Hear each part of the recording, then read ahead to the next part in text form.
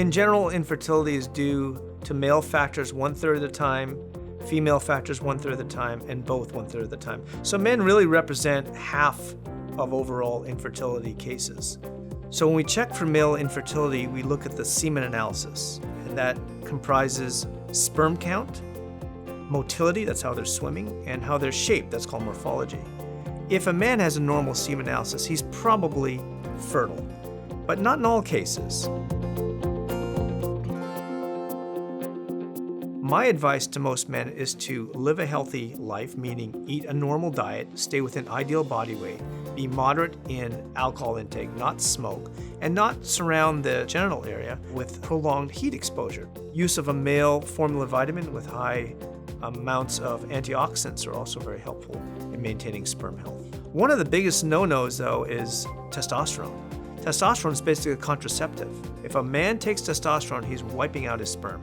And unfortunately, that's not commonly known. So all men with a significantly abnormal semen analysis really should have an evaluation by a urologist to make sure that they don't have other health issues that need to be treated.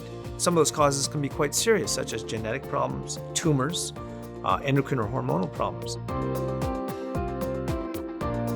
For men who have moderate to fair abnormalities on their semen analysis, we can improve their chances by doing intrauterine insemination. It's called IUI, also known as artificial insemination.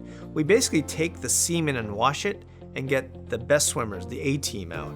And then we introduce those swimmers into the partner's uterus using a soft guide at the right time of the month when the woman's ovulating.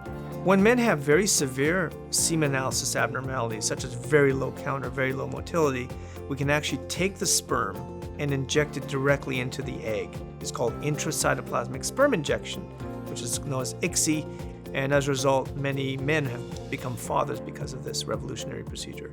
It's safe and very effective at fertilizing eggs. Men who've had a vasectomy and want to have more children can either have a vasectomy reversal or have the sperm harvested directly from the testicle or the holding tank near the testicle called the epididymis. And that's because a vasectomy is a procedure where the ejaculatory duct is blocked surgically, but sperm is still being made in the testicle and stored in the epididymis.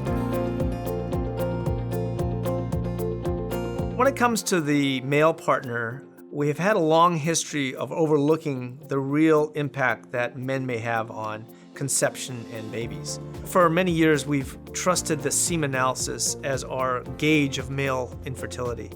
In fact, it's not as reliable as we thought it was.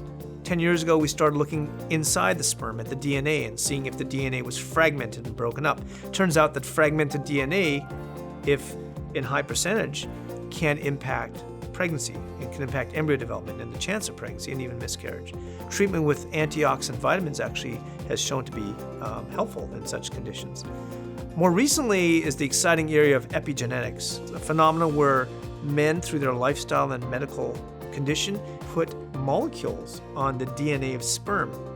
And those molecules can influence how the genes of sperm work and can impact embryo development, early pregnancy loss, and even transgenerationally, children, grandchildren, and great-grandchildren.